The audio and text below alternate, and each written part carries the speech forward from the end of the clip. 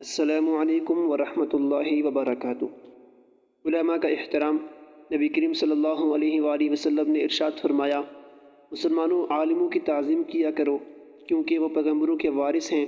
جو کوئی ان کی تعظیم کرتا ہے وہ خدا اور رسول کی تعظیم کرتا ہے۔ سلام کرنا۔ نبی کریم صلی اللہ علیہ وآلہ وسلم نے ارشاد فرمایا، تم اس وقت تک جنت میں نہیں جا سکتے جب تک مومن نہ ہو، اور اس وقت تک مومن نہیں ہو سکتے جب تک آپس میں ایک دوسرے سے محبت نہ ہو۔ اور کیا میں تمہیں ایک ایسا طریقہ نہ بتاؤں کہ اس پر عمل کرنے سے تم میں باہمی محبت پیدا ہو؟ وہ طریقہ یہ ہے کہ تم ایک دوسرے کو سلام واضح طریقے سے کیا کرو۔ سلام کرنے کے ضوابط۔ نبی کریم صلی اللہ علیہ وآلہ وسلم نے ارشاد فرمایا، سوار پیدل کو سلام کرے، چلنے والے بیٹھے ہوئے کو، اور تھوڑی جماعت بڑی جماعت کو۔ نبی کریم صلی اللہ علیہ وآلہ وسلم نے ارشاد فرمایا، چھوٹا بڑے کو سلام کرے۔